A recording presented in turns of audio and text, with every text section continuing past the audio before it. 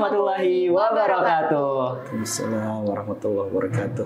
Halo Sobat UNJ, kembali lagi dalam podcast Universitas Negeri Jakarta. Bersama saya Ahmad Hilmi dan rekan saya Wifa Karina, selaku Duta Universitas Negeri Jakarta yang akan menjadi host dalam bincang-bincang kita kali ini. Baik, saat ini depan kami sudah ada Bapak Dekan Fakultas Ilmu Sosial dan juga dosen prodi dari Pendidikan Agama Islam, yakni Bapak Firdaus Wajdi PhD. Selamat siang Bapak. Siang semuanya. Siang Bapak. Sehat ya. Alhamdulillah sehat. Terima kasih banyak Bapak untuk waktunya, kesediaannya untuk bisa hadir dalam podcast kita pada hari ini. Sama-sama Mas dan Mbak. Berkah sekali kita hari ini Betul. mendapatkan kesempatan untuk berbincang langsung dengan Bapak Firdaus Wajdi selaku Dekan dan juga dari dosen Pendidikan Agama Islam UNJ nih Hilmi ya. Betul sekali, sebuah kesempatan yang sangat patut kita untuk syukuri ya Viva ya. Betul sekali. Nah, dalam episode kali ini bertepatan dengan bulan September dan juga kalau hijriahnya bulan Rabiul Awal ya Bapak ya. Betul. Nah, jadi di episode kali ini kita ingin membahas mengenai keteladanan dan kepemimpinan Rasulullah Shallallahu Alaihi Wasallam dalam membentuk masyarakat madani. Lebih seperti itu yang nanti akan kita. Temanya luar biasa nih. Ya Allah, Masya Allah. Baik. Nah, untuk mengenai Rasulullah Shallallahu Alaihi Wasallam ini, masya Allah ya Bapak ya, sudah tidak perlu diragukan lagi betapa akhlaknya yang sangat mulia dan juga betapa baiknya beliau sebagai seorang pemimpin. Nah, kalau menurut Bapak sendiri, bagaimana kepemimpinan Rasulullah Shallallahu Alaihi Wasallam sebagai seorang akademisi dalam pandangan Bapak itu seperti apa? Oke, ini pertama saya mengucapkan terima kasih ya sudah diundang di sesi podcast untuk hari ini, dan saya kira temanya juga sangat luar biasa dan sangat pas kebetulan kita menjelang memperingati Maulid Nabi Muhammad SAW.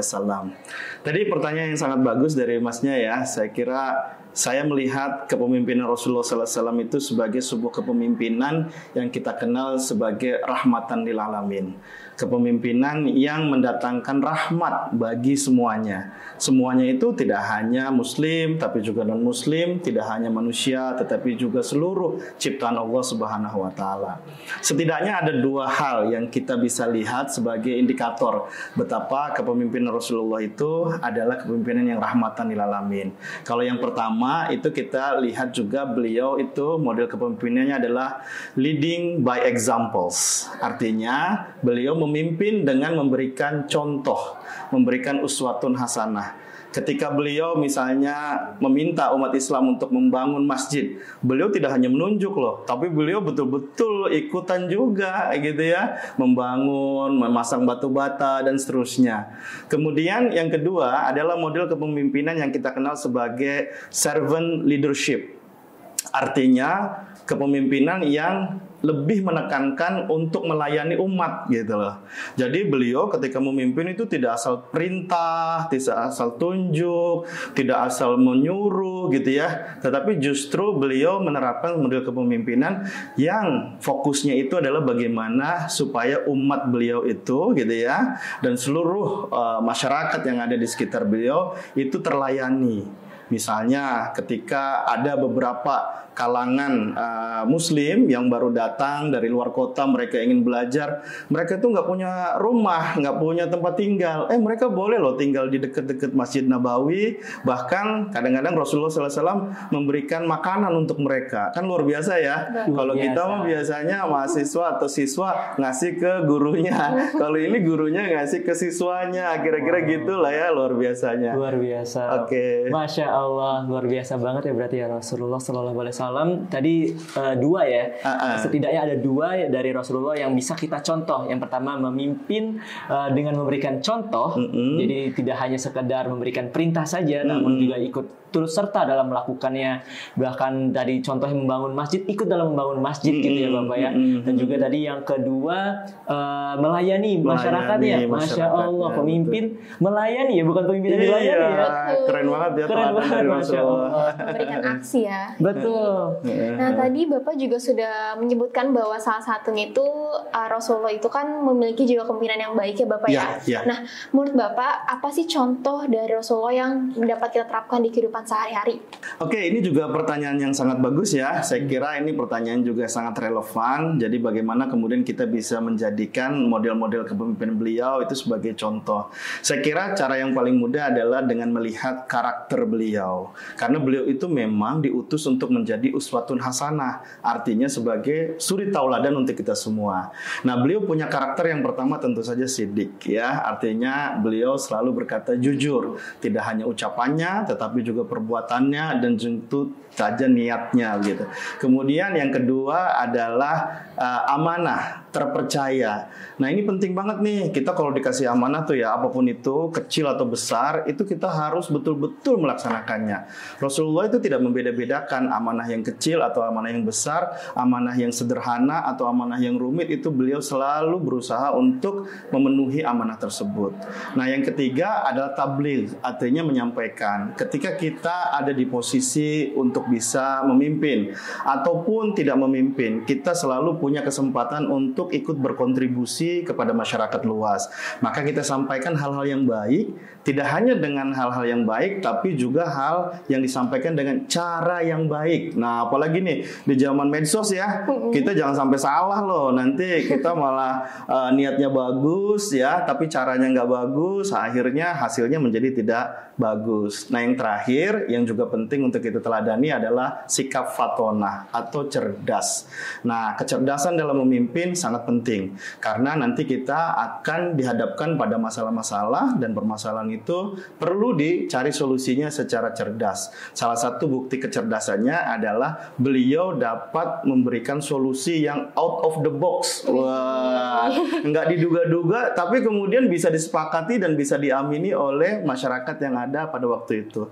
Jadi keren banget sih kalau menurut saya ya, dan masih sangat relevan untuk kita lakukan juga di zaman sekarang ini gitu. Oke, 4 berarti Bapak ya. Ya. Jujur, amanah, tabligh, dan fatona. Oh, cerdas. Iya. Mungkin itu bisa diaplikasikan kepada mahasiswa ya Bapak ya, Betul, yang ingin betul. menjadi pemimpin, mungkin bisa bercontoh dari Rasulullah SAW ya Bapak ya. Iya, karena sebenarnya kalau mau contoh semuanya itu apa ya, sulit gitu kan, terlalu sempurna nggak sih Pak? Rasulullah ini. Jadi kita mulai dari yang sederhana sebenarnya 4 itu dulu Pak.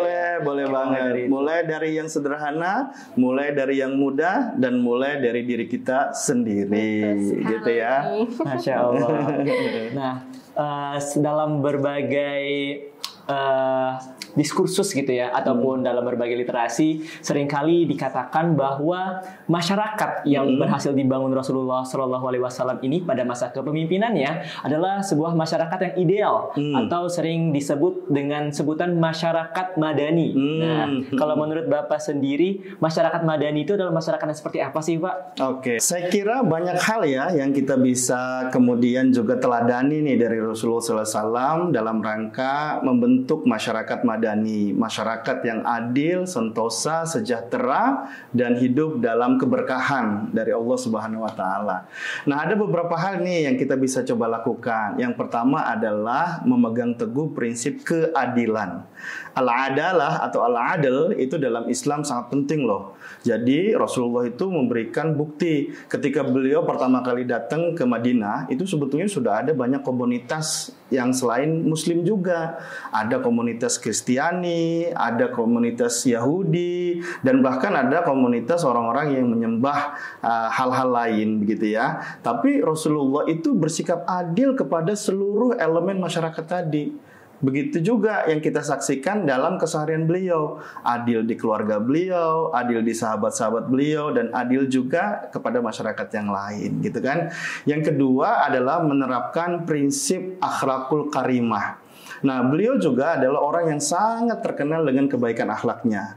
Nah, walaupun beliau menjadi pemimpin, tidak serta-merta kemudian beliau menunjukkan gigi taringnya gitu ya. Wah, yang serem gitu ya. Atau telunjuknya yang bertebaran kemana-mana. Tunjuk ini, tunjuk itu. Tidak. Tetapi Rasulullah itu sangat santun. Jadi beliau itu memang berbicara dengan sangat baik. Kemudian juga berdiskusi atau bermusyawarah dengan sangat baik gitu ya. Sehingga permasalahan-permasalahan yang ada itu akhirnya bisa ditemukan solusinya.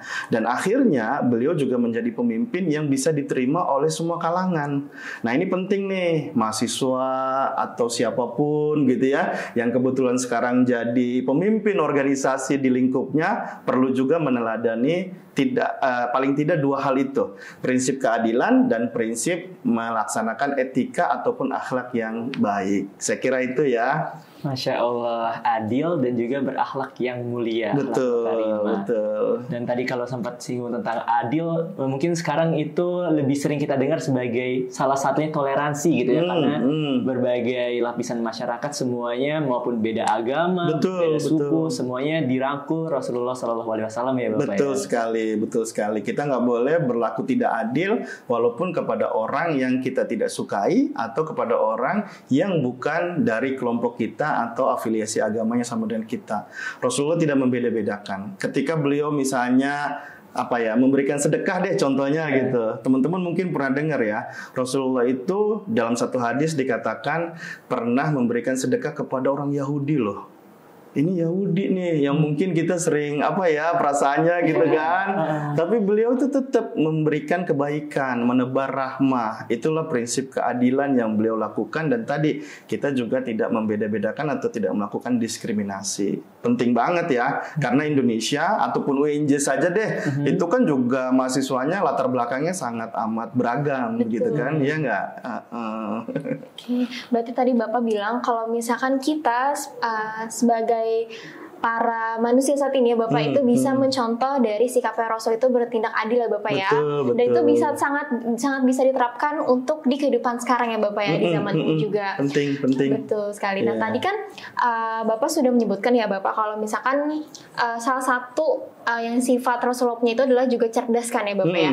Nah, menurut Bapak seberapa penting gitu peran pendidikan dalam membentuk pemimpin-pemimpin saat ini agar bisa menadani kepemimpinan dari Rasulullah SAW. Oke, ini pas banget nih sama peran UNJ ya. Jadi saya kira pendidikan itu sangat amat penting untuk kita bisa meneladani Rasulullah, mengimplementasikan pesan-pesan moral yang selalu beliau sampaikan kepada umat Islam ya, kepada masyarakat. Nah, saya kira di sini pendidikan memang kita bisa pandang dalam dua segi, baik itu pendidikan yang formal maupun pendidikan yang sifatnya non formal.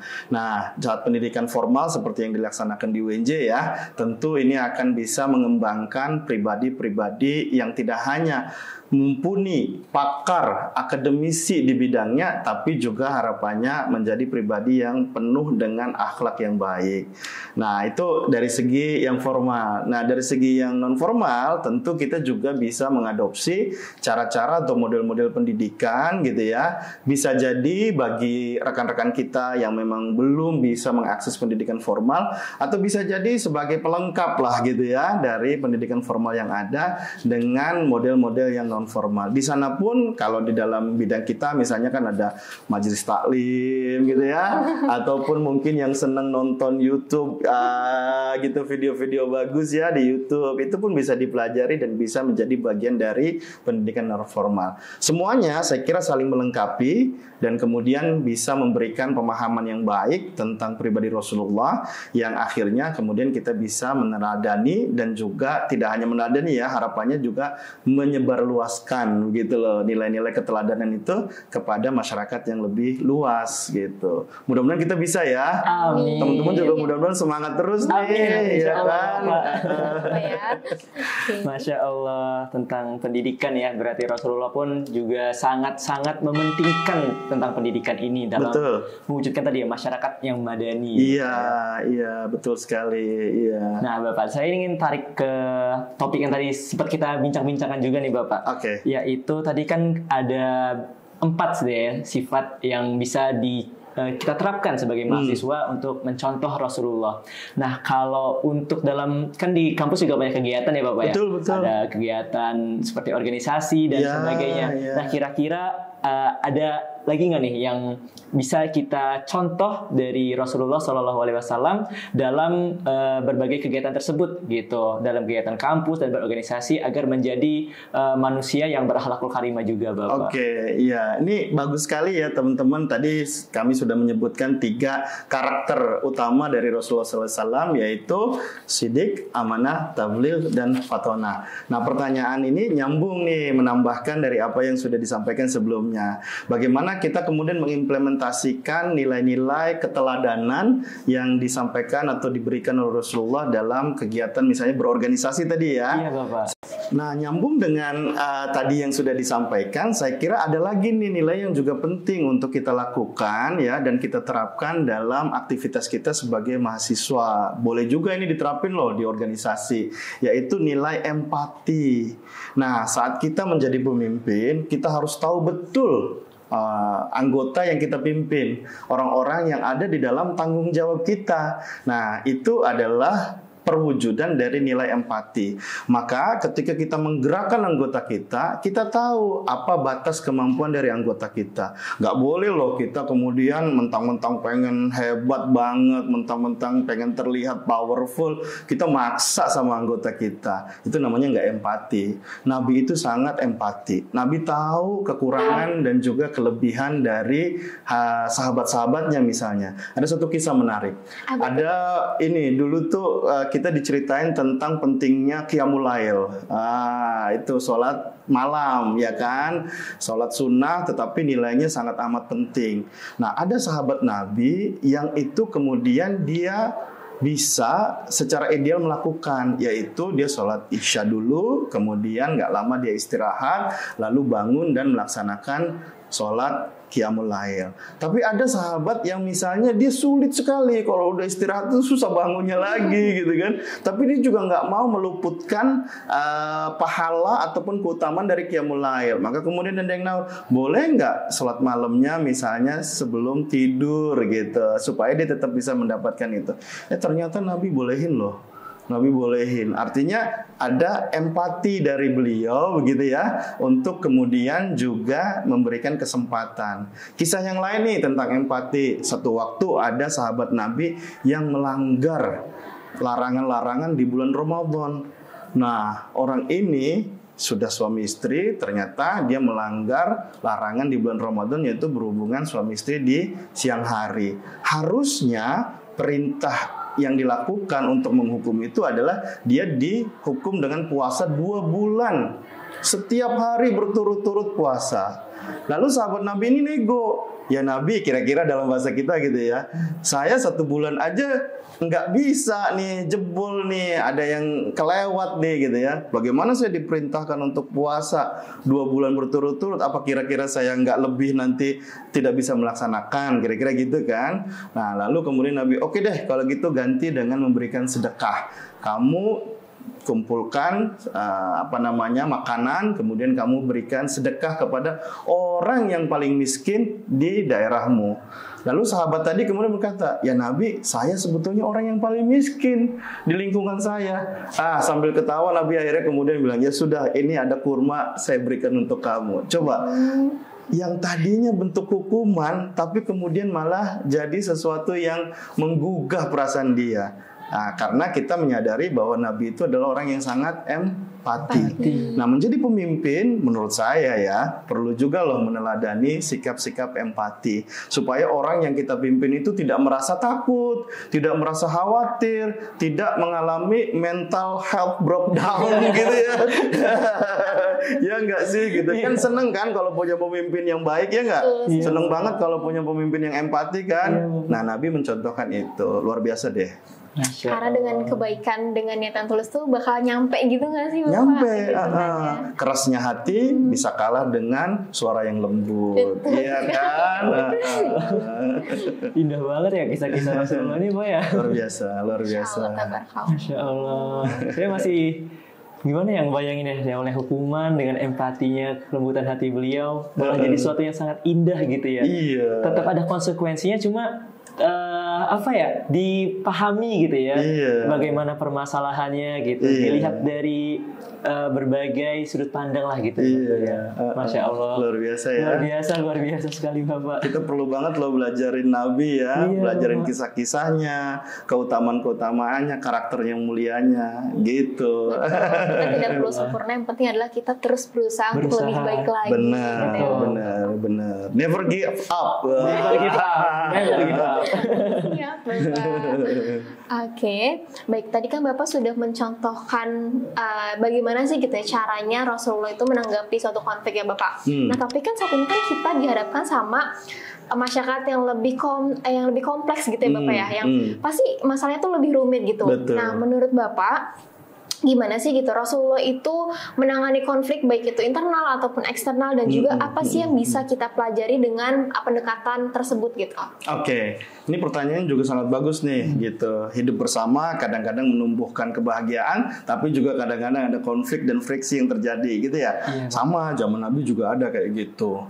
Nah, salah satu yang kita bisa teladani dari Nabi adalah beliau mengedepankan musyawarah dibandingkan otoritarianisme. Ya kan, beliau sebagai pemimpin itu tidak serta-merta kemudian menjadi orang yang serba perintah, serba harus gitu ya, serba tidak mau tahu pokoknya harus begini, tidak. Tetapi beliau memiliki karakter yang sangat mulia, dan beliau menunjukkan itu salah satunya dengan mengedepankan musyawarah manakala ada satu permasalahan.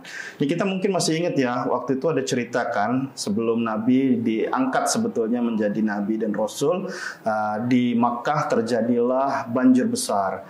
Saking banjir itu besarnya, akhirnya sampai merusak sebagian bangunan Ka'bah. Kebetulan ada batu yang kita tahu ya namanya Hajar Aswad itu terlepas dari tempatnya. Nah, singkat cerita, setelah banjir reda, kemudian masyarakat di situ ingin memperbaiki kembali. Masalahnya muncul, konfliknya terjadi ketika ada keputusan yang harus diambil siapa yang paling berhak meletakkan batu Hajar Aswad ke tempatnya lagi. Nah, maka pada waktu itu beliau memiliki gagasan yang sangat luar biasa ya, di mana beliau kemudian menghamparkan selendang ataupun kainnya beliau begitu, yang kemudian meletakkan batu Hajar Aswad di tengah-tengah dan mempersilahkan kepada seluruh pemuka kaum atau kabilah pada waktu itu ikut mengangkat bersama-sama untuk meletakkan Hajar Aswad gitu.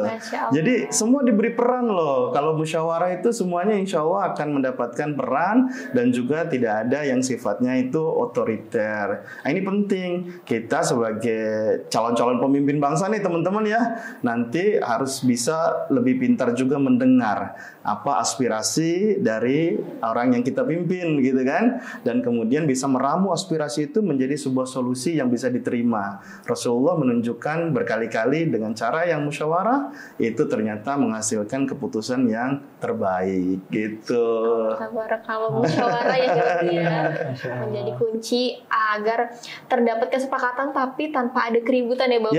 Ya betul. Dan itu memang butuh keteladanan ya gitu, karena beliau juga memang kita kenal sebagai orang yang sangat smart, fatona gitu kan. Terus juga beliau adalah orang yang sangat-sangat jujur, sehingga terbukti apa yang diucapkan, apa yang diperbuat itu sama begitu ya. Luar biasa. Masya Allah.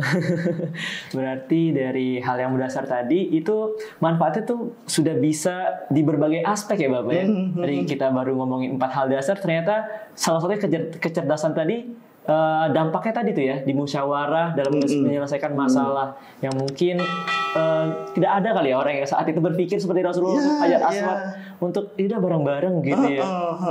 Luar biasa sekali. Luar biasa.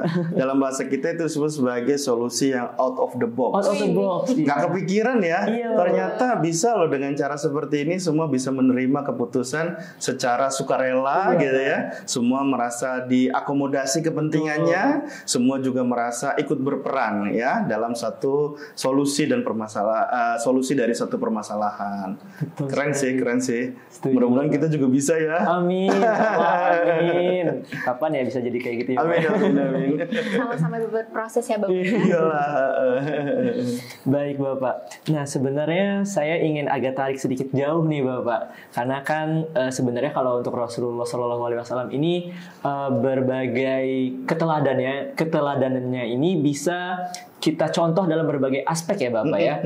Nah salah satunya ini saya ingin tarik ke masalah yang saat ini sedang hangat dan dalam arti harfiah memang hangat ya, itu tentang pemanasan global Bapak. Isu lingkungan seperti itu. Nah, kira-kira kalau Bapak melihat isu ini, isu pemanasan global dan masalah lingkungan dan sebagainya, adakah relevansi dari keteladanan Rasulullah yang bisa kita contoh, yang mungkin bisa menyelesaikan permasalahan yang sedang kita hadapi saat ini, Bapak? Wah, keren banget nih pertanyaannya, teman-teman semua keren banget. Jadi ini pertanyaan yang out of the box ya. Biasanya kan kita bertanya tentang Nabi itu kan karakter-karakter akhlaknya ya, ibadahnya ya. Ini tentang pemanasan global. Keren-keren. Dan jawabannya tentu saja ada gitu. Paling nggak kita bisa tarik dua nilai ataupun ajaran ataupun contoh dari Rasulullah. Yang pertama adalah beliau adalah pribadi yang sangat hemat dalam penggunaan air. Jadi kalau kita kaji hadis-hadis tuh ya, kita akan tahu loh, beliau itu wudunya sedikit banget airnya. Beliau itu juga ketika mandi, itu juga air yang dipakai itu sedikit gitu loh. Jadi dari dulu Nabi itu sudah mengajarkan kita untuk menghemat sumber daya alam. Salah satunya adalah tentang air. Mungkin di kalangan kita akan berpikir, itu kan karena di Arab Saudi dulu gersang, air susah gitu ya. Tapi ingat loh, Nabi Muhammad SAW itu diutus tidak hanya untuk orang Arab, tapi diutus untuk seluruh orang di muka bumi ini. Yang seperti kita misalnya tinggal di Indonesia, banyak sekali air. Dan artinya sifat untuk menghemat sumber daya alam itu tetap berlaku, diajarkan juga dan harus kita lakukan kepada orang di luar dari Jazirah Arab, termasuk kita. Jadi kalaupun air kita banyak ya, bukan berarti kemudian kita boleh make sesuka-sukanya atau tidak berhemat. Nah, jadi beliau mengajarkan itu dari contoh-contoh yang beliau lakukan sendiri. Jadi nggak usah pakai air itu terlalu berlebihan, baik dalam keadaan airnya memang nggak ada atau kurang gitu ya, ataupun ketika kita punya resources sekalipun gitu. Yang kedua yang juga kita bisa pelajari adalah tentang bagaimana beliau menjaga sekali nilai sustainability. Wah, keren ya. Udah dulu aja Nabi memberikan contoh tentang sustainability. Contohnya apa? Nabi nih ya, ada satu kisah. Ketika sendal beliau rusak, itu beliau benerin loh. Teman-teman kalau punya uang, sepatunya rusak, kira-kira cari di Shopee atau cari di market share gitu ya. Tapi Nabi enggak loh, Nabi benerin gitu loh. Begitu juga bajunya kalau ada yang rusak, beliau juga menjahit. Bahkan dikatakan beliau menjahit sendiri bajunya itu, nggak ngerepotin istrinya. Keren banget nggak? Nah, itu juga adalah sikap yang perlu kita teladani. Jangan karena kita punya uang banyak, lalu kita suka-suka beli baju, nggak sempat kepake ya kadang-kadang ya. Terus kemudian kita terus-terusan beli yang itu sebetulnya berdampak buruk kepada lingkungan. Nah, dua hal ini saja kalau kita bisa lakukan, maka sesungguhnya kita bisa meneladani Rasulullah SAW dalam hal menghindari kerusakan lingkungan atau dalam hal tadi mengurangi atau menahan pemanasan global. Keren banget loh Nabi kita ya. Iya Bang, keren banget ya.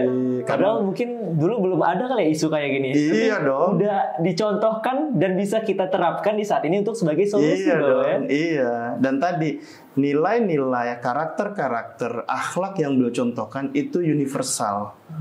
Tidak hanya karena pada waktu itu, tidak hanya karena beliau tinggal di situ, tetapi memang untuk semua kalangan yang tinggal dimanapun gitu loh. Makanya ini harus kita terapin juga. Sekarang mikir-mikir ya kalau langsung beli ya, mungkin coba dulu deh gitu. Siapa tahu bisa diperbaiki gitu ya.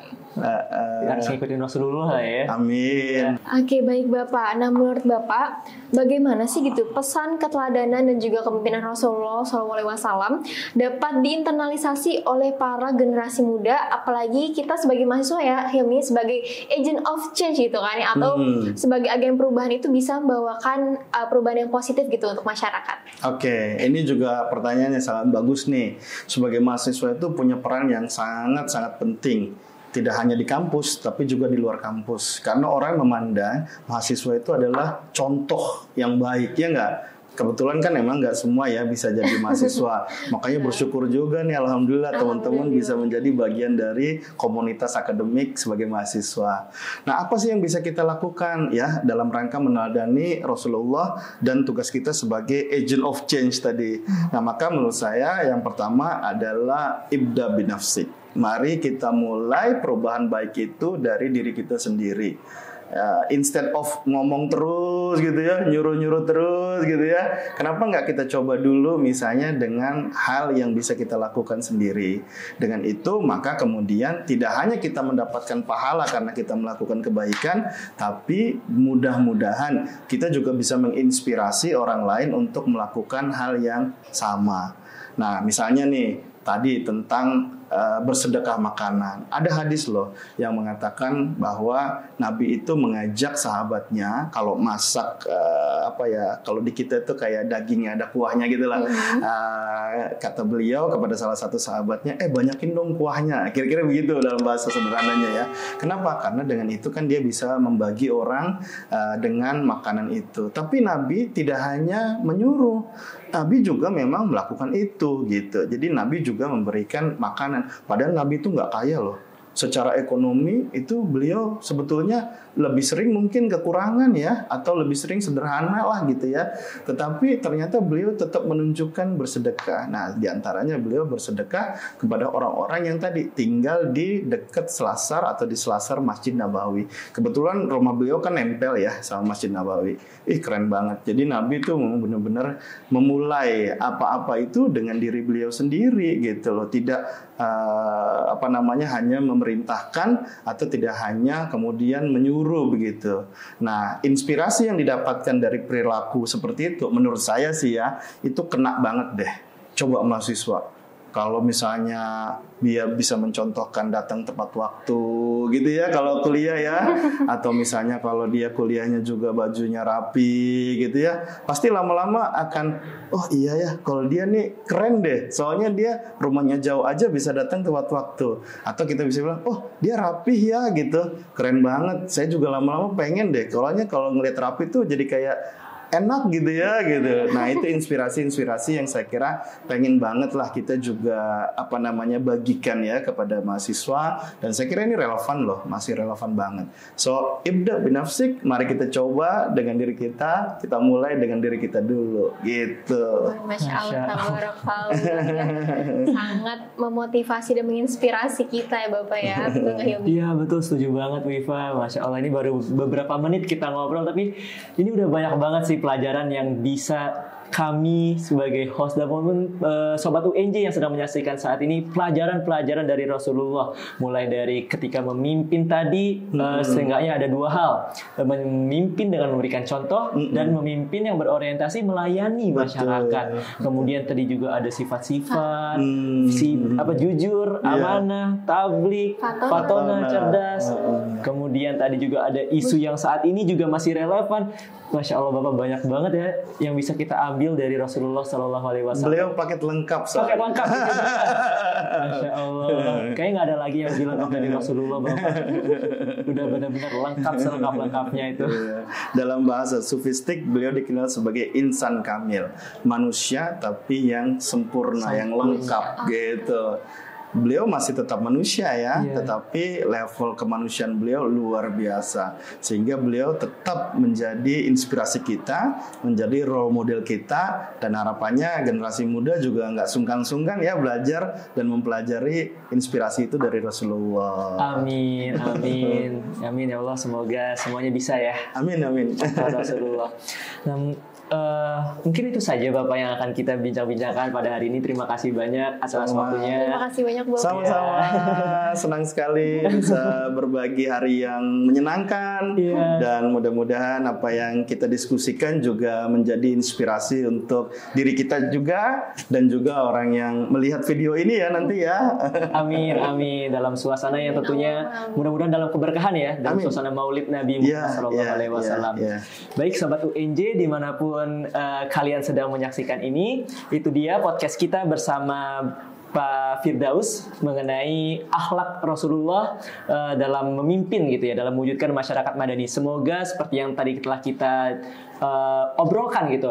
Walaupun sangat sangat sempurna gitu Rasulullah dan sangat banyak hal yang perlu dilakukan, kita terus semangat untuk sedikit demi sedikit berproses untuk mencontoh akhlak karimah yang telah dicontohkan oleh Rasulullah SAW. Baik, itu saja podcast pada hari ini. Terima kasih banyak untuk Sobat UNJ yang sudah menyaksikan dan terus saksikan episode selanjutnya. Akhir kata, wassalamualaikum warahmatullahi wabarakatuh.